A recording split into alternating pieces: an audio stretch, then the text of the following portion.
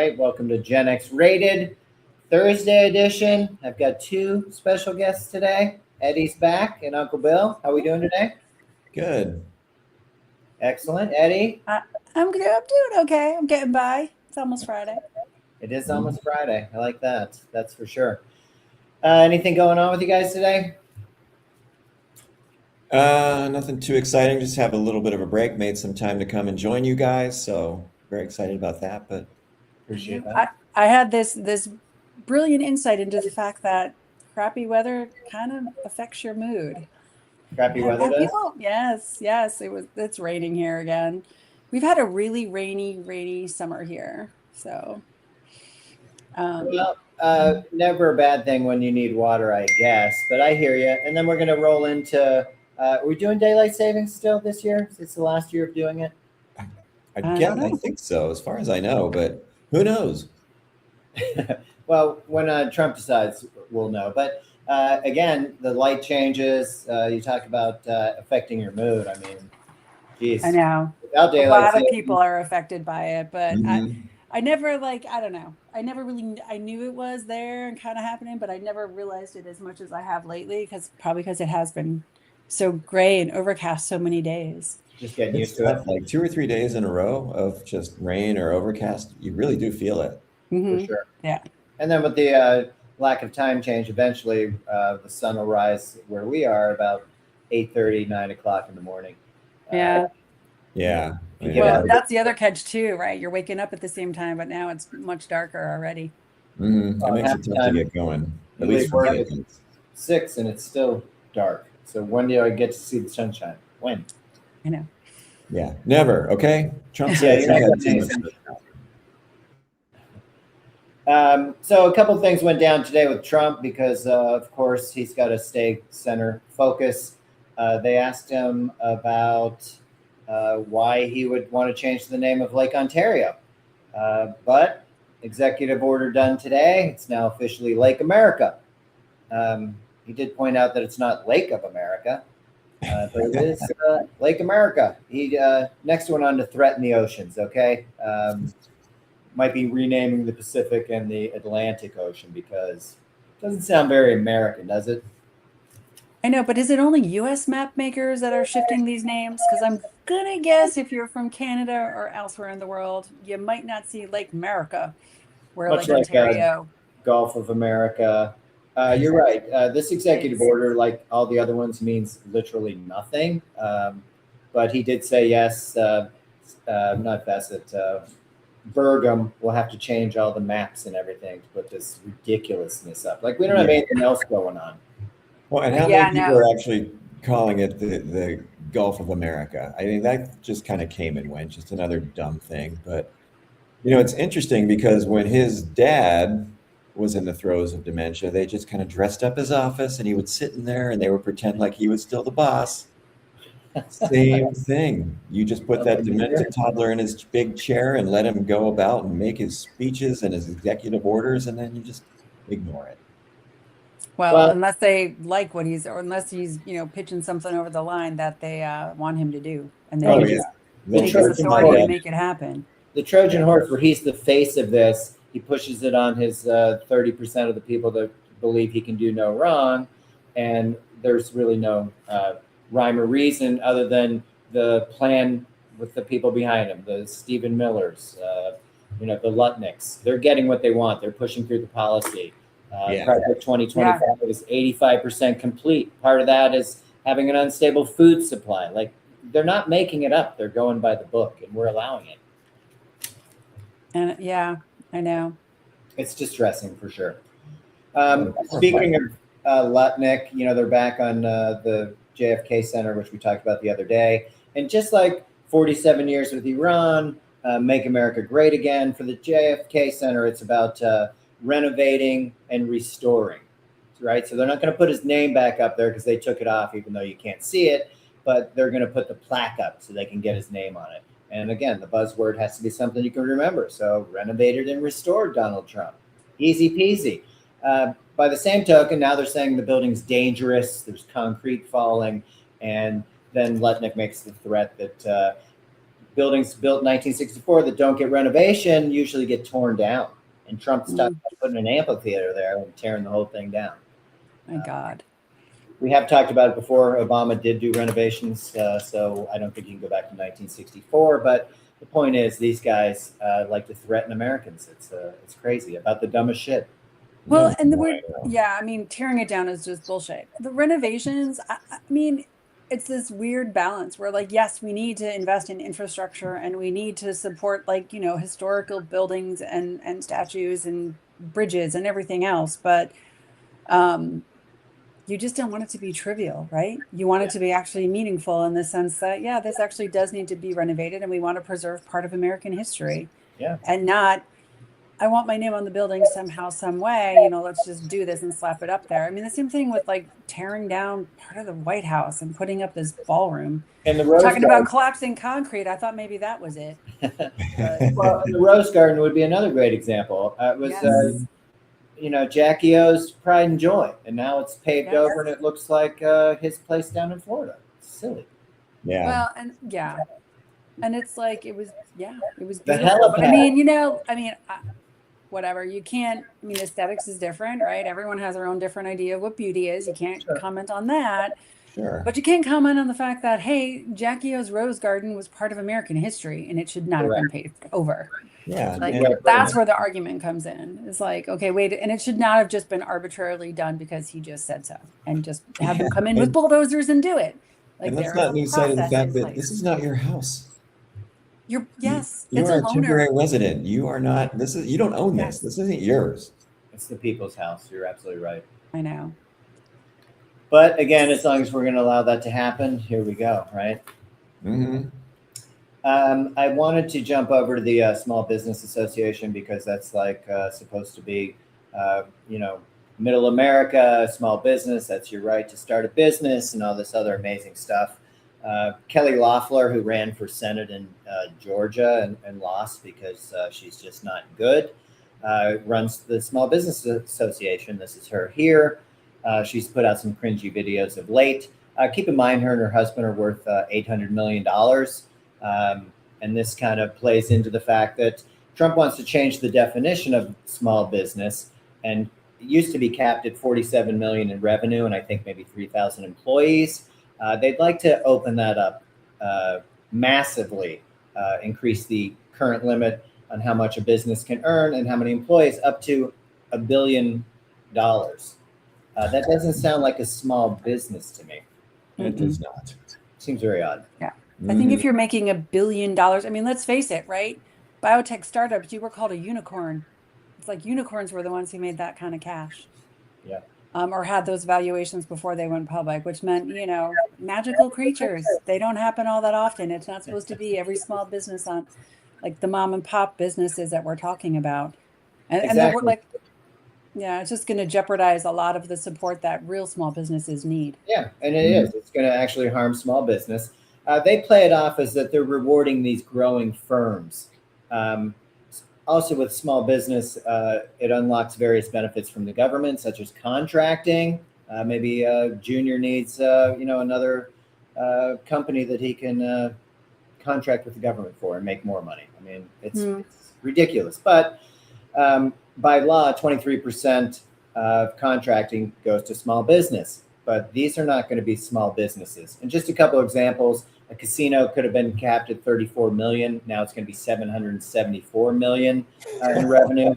A PR business went from 19 million up to 543 million. Same with like a marketing consultant, used to be 19 million in revenue. Now it's 295 million. These are just not small companies. I don't know how you spin it. It's so weird because like I hear 19 million in revenue and that doesn't even seem small. I mean, that seems pretty big to me. Yeah, I'm thinking small revenue to me is like, your laundromat on the corner or like, like I said, those mom and pop shops, maybe at the most a few million in revenue, but. Or like, a 2-person, marketing agency. Yeah. Yeah. But if you're like double digit, I don't know. These are crazy numbers. This is a proposal. It's not done yet, but they obviously need some pushback or Trump's going to do whatever he feels like doing. At the same time, American wages have fallen 43% of the national income. So it's the lowest since the Great Depression. So if you are a small business and you are finding success, now you got to compete with Donnie Jr.'s big company. So that's a real problem, and it defeats the whole thing. Just call it the business association instead of small, because it's just not. Just another money grab at the expense of the people that actually need it. So business as usual under this regime. And maybe voted for him as well, right? Because that's what we did. Well, yeah, you saw. I mean, he's managed to screw over the ranchers and the farmers. Yeah, they're not happy. Will they vote for him again? Maybe, because they're so anti-woke and they're just the liberal agenda, just like these people in South Carolina ranting about vaccinations because it's a liberal thing, and then going off on healthcare workers in general, that they don't trust them and they don't trust scientists because they want to keep them sick to make money off them. I mean, let's not say vote for him again, because we're hoping if that's happening, we got to be moving. Vote for him again is going to be a big ass problem. He does have the hat for 2028, but yes, I agree with you. Jesus, I doubt that guy lives to see 2027 through. Honestly, well, my thing is like, you know what? As soon as Republicans or MAGA or whoever these people are start supporting him for another run for president, then you get to be like, you know what? No, you're not American, because that is antithetical to what this country was founded on, which is term limits for the president. And if you're saying, hey, he's so great, he needs another term, like that's completely opposite of like what, you know what I mean? There's just no way. Like you cannot consider yourself. I mean, maybe you can slide Grassley through at 96 years of age and expect him to make it to 101, relating to nobody. But yeah, you don't get to serve 3 terms. It's just not a thing. No, and you know, these, again, we've talked about it before, but these people that would even consider voting for him again, they are definitely in a cult. There's no reasoning with them. There's just no, you can show them any kind of facts you want. They don't care. They're not. It doesn't matter. They say your facts are made up, right? Yeah, I mean, you can't argue with people who live in a delusion. I mean, it's just, it's true. Unwilling to, you know, yeah. And listen, you know, when your diabetes or the cancer kicks in, if you want to stay at home and drink urine or gargle bleach, have at it. Because maybe now we're thinning the herd and some of you just need to go. It's, you know, it's the Darwin Award that they give out every year for the people that do the dumbest shit that takes them off this planet. We did have a very dear friend and also somebody dear to us who was taking cal urine. I was bringing it in from India for Ozzy. So listen, at that point, you'll do anything you can. Carol, I'm not saying that there's anything wrong with trying alternative things, but if you're just going to, you know, put that on the masses and say medicine and science are bullshit and they're trying to kill you, then dude, drink bleach, shine a light up your ass, see if it helps. I don't care. Yeah, but you're right. People, and that just clues you in. Like people at the end, like yes, people want to look right. I mean, it's like evolutionary. Like you're going to do what you can to try to live. And if people say, "Hey, this is something they do," Ayurvedic, it's whatever. I mean, yeah, it's. Just to circle back, they were using modern medicine as well. This was like anything to help with the survival more. Yes. Because as we know, pancreatic cancer, which is a lead into you, Eddie, but you know, it's the worst, and it's well, cancer in general is like. Right, one of the worst, and so yes, we can lead into like what I was going to chat about.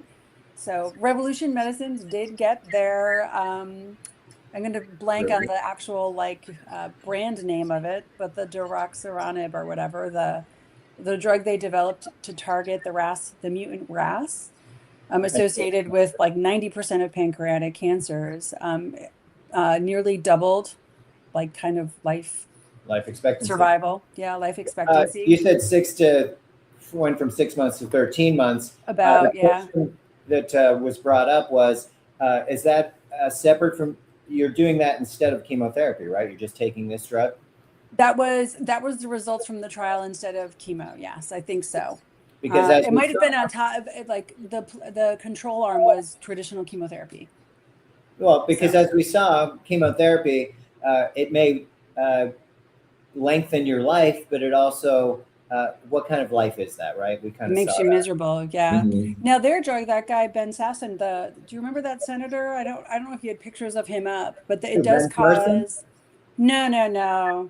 Uh, See, now you're gonna make me quick. Do a search for me. The guy, What? the senator. Let me look it up. Who did what? He had pancreatic cancer and he was taking this drug. Oh, okay. Is he still around? I don't know.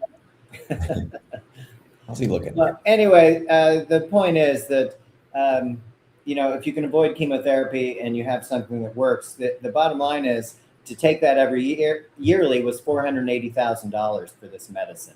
That's just not in most people's wheelhouse, even if you're part Yeah, of the new this small business this is association. interesting. He was the senator from Nebraska. It was former U.S. Senator Ben Sasse or Sass, Oh, yeah, I remember SASSE. him. Yeah. Yep, he was taking daraxonrasib, which is the experimental daily pill from Revolution Medicine to treat his PDAC. So yeah, and he was. I don't know. I don't think he's passed yet. Well, that would be amazing. Keep in mind the senators have really good health care and we don't. I would say that, yes. And I mean, and like I said, there's also challenges around, you look into that drug for other, for other cancers, maybe that have that same mutant protein or things like this. But there's questions around, is it driving the cancer or is it a, side effect, compassionate care. Now that it's approved, it's a little bit easier, but like when they're in the middle of a trial, they don't want to do anything that's going to jeopardize getting that thing approved. Sure. As we said, yes, it's approved, but it's also going to cost close to $500,000 a year if you need to get it. Yeah, which is just not reasonable on any level. The issue, too, is that we've been defunding research for the last 2 years, right? Mhm. We Yeah. find that universities and their scientists are woke and they're waste, fraud, and abuse and any other nonsense you can make up. That other countries are taking the lead in a lot of these research projects because we've Yeah. that interested. We beat our chest, we're number one, but that doesn't really solve the issue of pancreatic cancer. So anyway, very exciting. The cost would obviously have to come down, but to have an alternative to chemotherapy, which just basically kills you on the inside, but prolongs your life just enough, I guess. I don't know. I think I'd also like to point out that Revolution Medicine actually began its life as an academic spinoff. It was actually founded by a physician in organic chemistry from the University of Illinois at Urbana-Champaign. Wow. So I'll bet you anything he had government funding, NIH funding, that helped kind of support this Well, we discovery. used to appreciate that. Now we put it into helipads in ballrooms and Trump's stupid airplane that he doesn't even fly anymore, but did do a flyover at that 250 day because, hey, as long as nobody's on board, it's pretty safe, I guess. Yeah. Yeah. But It's I just, think Go ahead. But I think this can lead into the longevity bros. Let's talk longevity bros. So I just thought this was interesting. It popped up in my feed. I'm not even sure how it showed up, but pop up our picture because it's adorable. Oh, you want I want my picture up. we get your dog going. but Yeah. the boomers remember the polio scare and how excited everybody was to have the vaccine. It was a big Yes. deal. And I remember, we all remember people lining up to get the COVID shot, Sure. Sure. waiting in line because, dude, The alternative was scarier. I mean, Mhm. Plus, Eddie. I mean, I know vaccines are, to me, vaccines are pretty dang safe compared to the alternative. yeah. So this was something I'd read about. There's a company called Loyal out of California. And basically they are working on a longevity drug for large dogs, for large breed dogs specifically. So The Great Dane. interesting. Yeah. So this is a Great Dane with a Chihuahua. So a Great Dane has a life expectancy, I want to say about 7 to 10 years. I think 10 is really old for a Great Dane, but Chihuahuas live almost 16.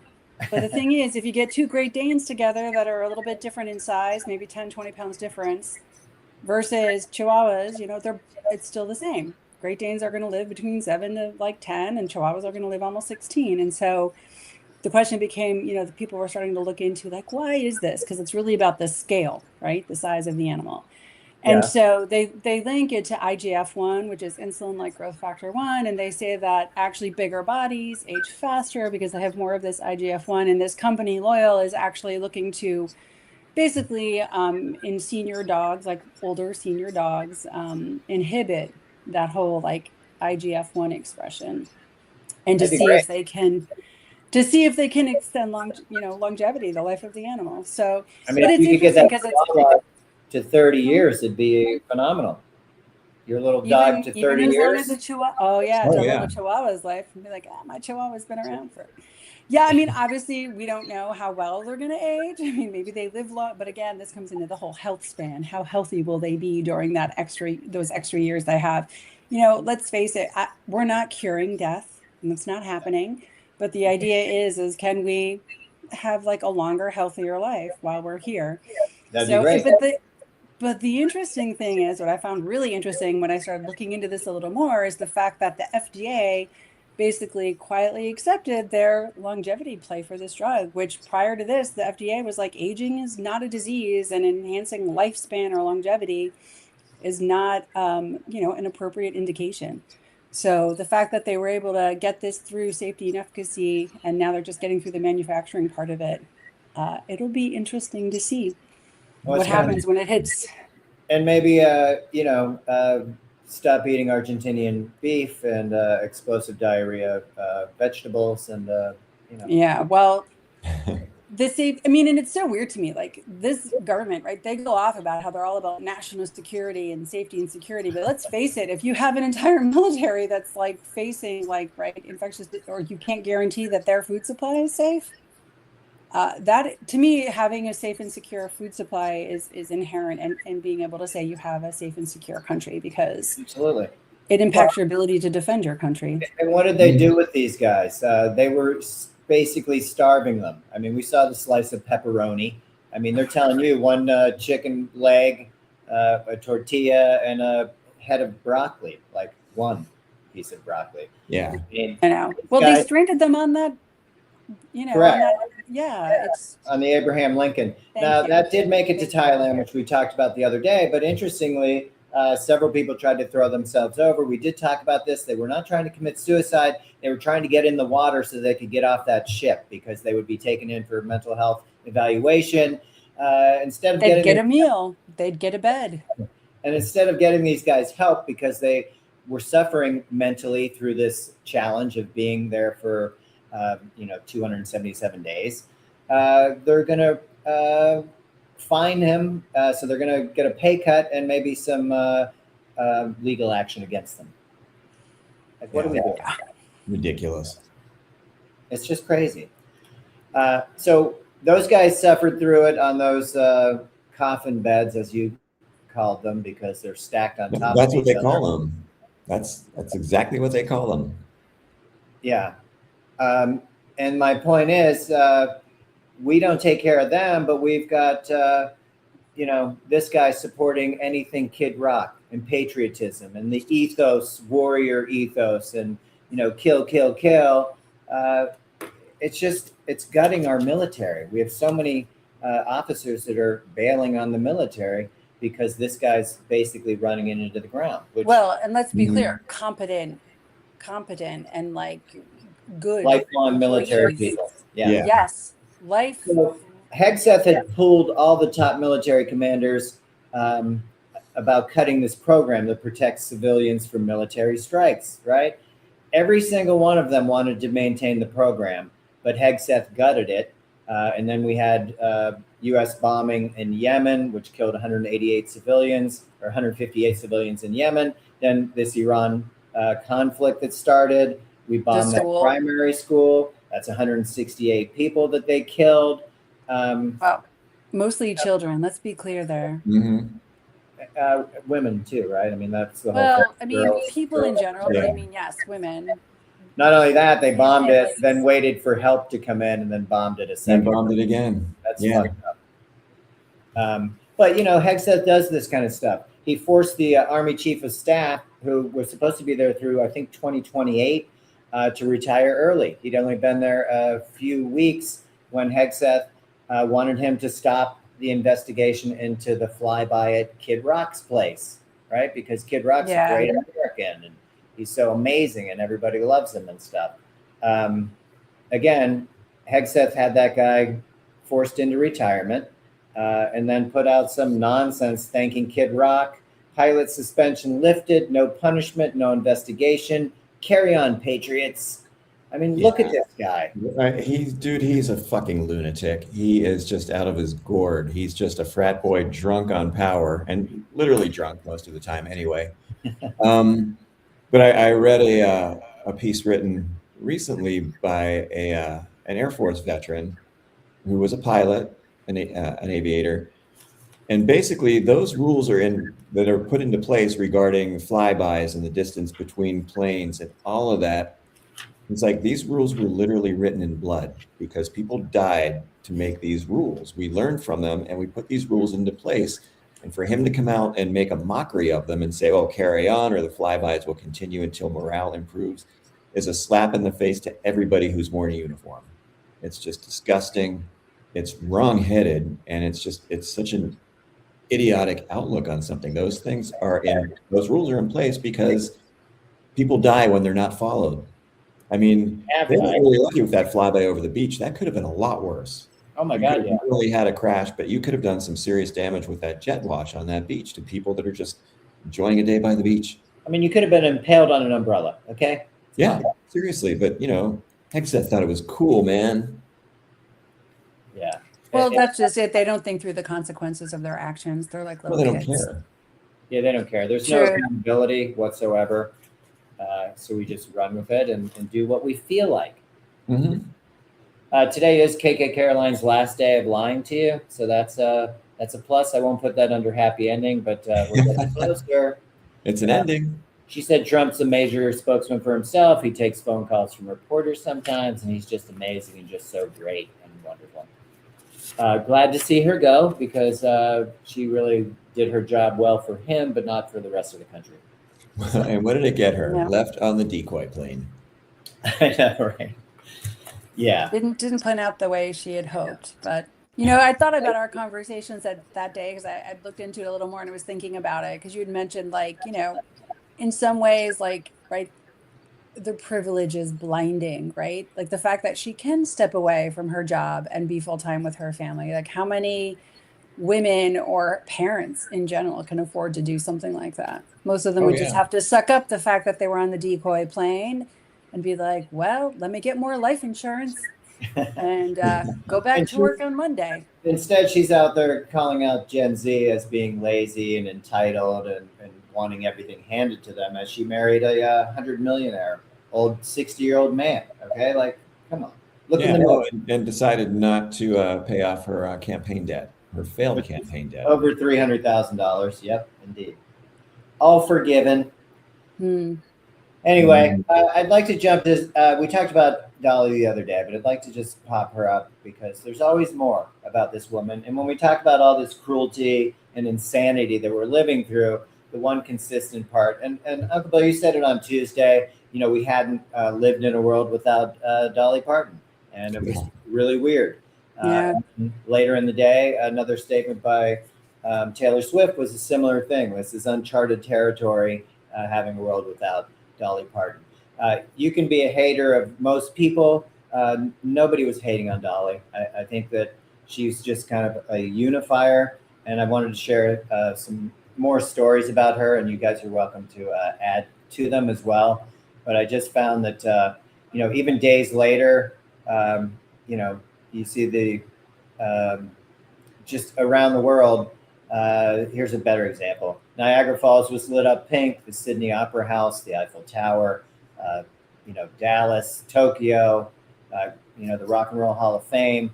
And just, it could really, even the White House, which is hard to believe. London Bridge. Yeah, but the wheel in Orlando even.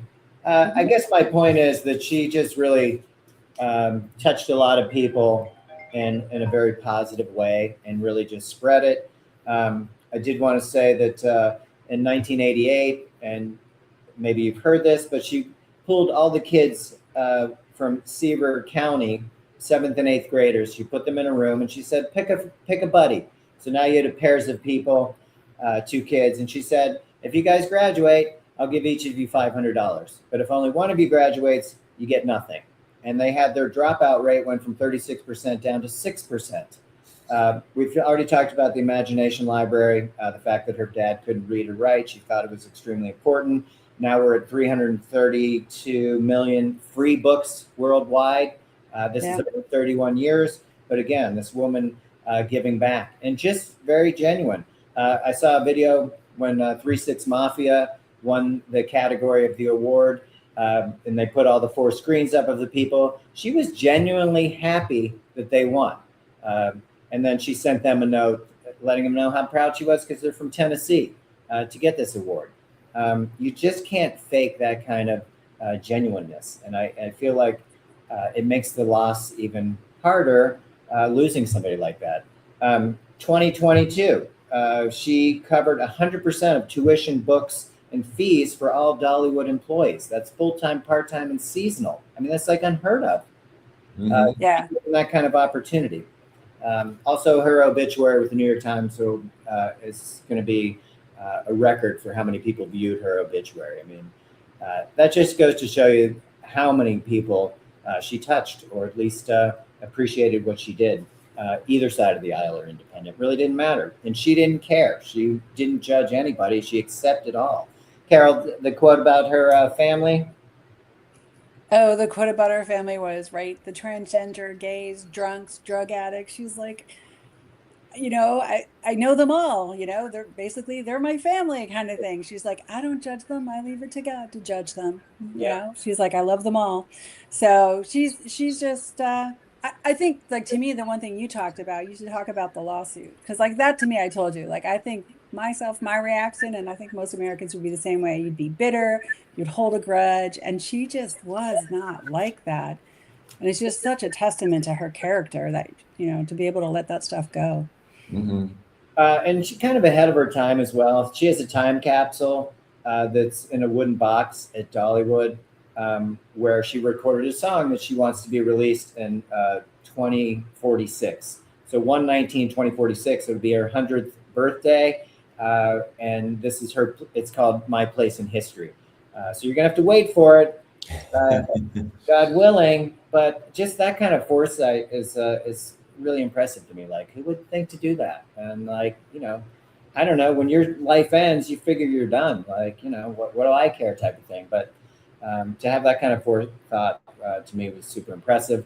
80,000 people have signed a petition to rename Nashville Airport to Dolly Parton International. I think that would be a slam dunk and pretty easy. Mm-hmm. I think so too, yeah. And then I just wanted to say a quick story. Dolly started on the Porter Wagner show, and then she left. And when she did, she was sued for breach of contract, which she eventually settled out of court. But years later, this gentleman fell into financial distress, and he sold all his publishing rights to raise money, and he sold it to somebody anonymously. I think you can guess where I'm going with this, who he sold it to. Dolly ended up buying it, but in true form to her, she gave it back to him as a gift. He got all the musical rights back, even though this guy put it to her, tried to sue her, tried to take from her.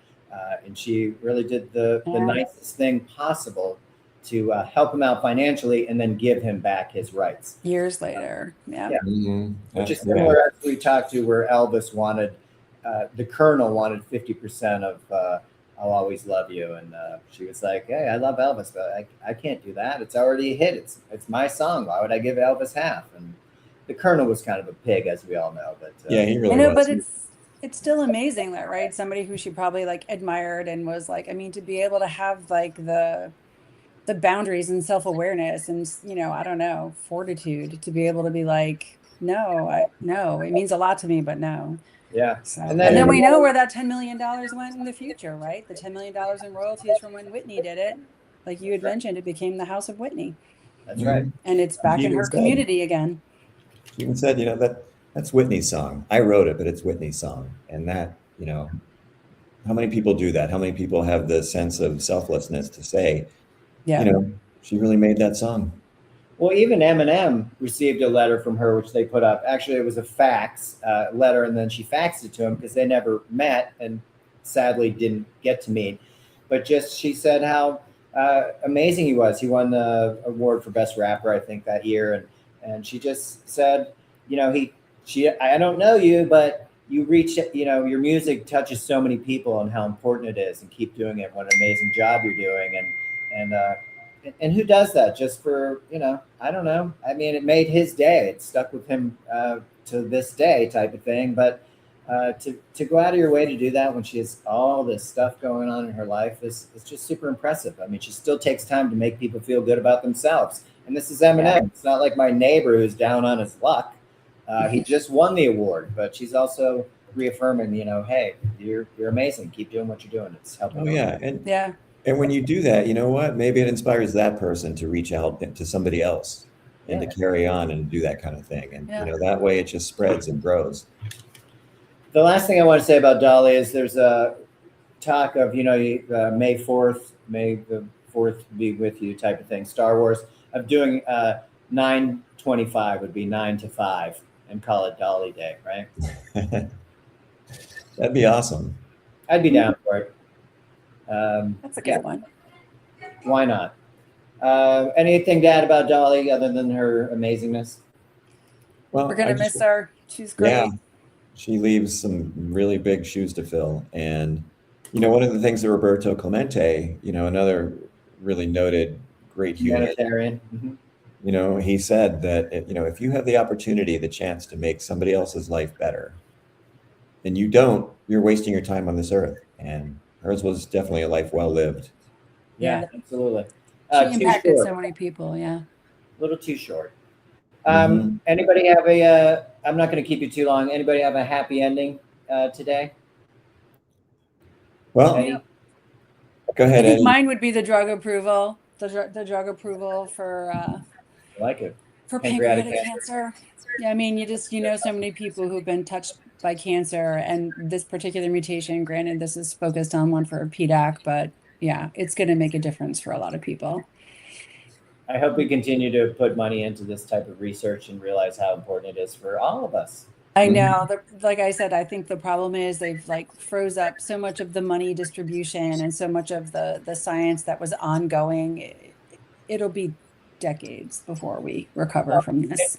And people still had to make a living, so they went to other countries. They were going to fund their research and stuff. So you're losing. It's a brain drain as well. It's like you said, multitude, so many facets by which we are losing our advantage in the world when it comes to like science and scientific advances. Oh yeah, you know, we don't Number one. Yeah, America. I have a happy ending. Yeah. What's that? So we know someone who did, there you go, Cooper, who did what looked like maybe a small gesture, but saw a hawk in distress and took the time to come to its aid and get it stabilized and get it to a bird sanctuary where it was able to get treatment, be taken care of, be rehabilitated. And that bird had some issues. And today that bird was back and he was allowed to release it back into its home. And I think we all know who that person is, but I thought that was an amazing thing. And that made me happy. Yeah, me too. I got a call out of the blue about it. And the bird had lost all its tail feathers and it had West Nile. And they gave me a number to be able to follow its rehab.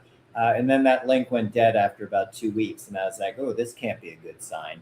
But then I got a call 2 days ago saying, hey, we're going to release that bird if you would like to be there for the release at the park. So, of course, I couldn't miss that. I went out today and they were like, gave me some gloves. They're like, here's some gloves. You're going to need this. You know, you release the bird. Have you seen those talons? And it was the same guy. I mean, he looked up, he was facing the wrong way initially, but I mean, it was just amazing because he was in such bad shape. The World Bird Sanctuary does an amazing job. The volunteer that I waited in the rain for her to come out, again, volunteer. She's the one that drove around. She's the one that took it. And then today she picked it up and I met her at the park for the release and she let me do it, which I thought was just really cool. That's spectacular. So Bird Sanctuary, World Bird Sanctuary, shout out to them because they do an amazing job. They do take donations, but they weren't asking for anything. They just said, hey, can you sit with this bird and make sure it's safe until we can get somebody out there? And I was happy to participate, and I really appreciate them for allowing me to be part of the process. And to see him fly away, we'll see if he gets back to my neighborhood, maybe. But he might have PTSD. Okay, I don't know. Do little bird brains keep track of that? I don't know. He looks pretty smart to me, so I'm not going to mess with him. And as Uncle Bill always says, those crows, they look at you once and they know what you're thinking and what your intentions are, and they never forget a face. No, yeah, they remember you. So maybe you've got a friend in the hawk community. Yeah, maybe. I hope so. They'll be looking out for me. But good on you. I think Dolly Parton would have been, pleased. No, I appreciate that. And then my happy ending will be it's the last preseason football game for the Steelers. Is that correct? Yep. Buffalo. I believe it is on the NFL Network. But looking forward to see the last dry run before the season starts, which is kind of exciting. Yeah, it's going to be interesting. We'll see. But, jobs are definitely on the line. And, I just know from our experience there that this last preseason game, you were glad and you couldn't wait to get it over with. Yeah. You started with 90 guys. You're going to be down to maybe mid-50s, 53 guys. Much more room in the locker room, a lot less laundry to do, and people's crap to pick up. So more room on the plane. Yeah. Always good feeling for the equipment staff. So yeah. Anyway, I appreciate both your time today, and hopefully we can get together again. We'll be off for a couple weeks due to travel, but then I'll be back, and I'll be bugging you, Eddie and Uncle Bill, to come back out along with Melissa. Right. It was fun to have you guys on. So I appreciate your time today. Sorry it was a little bit long, but always a pleasure. Oh yeah. Yep. Thanks. Great job, Eddie. You too, Bill. Good seeing you guys. I'll talk to you both soon. All right, sounds good. Have a good rest of your day. You You too. Thank you.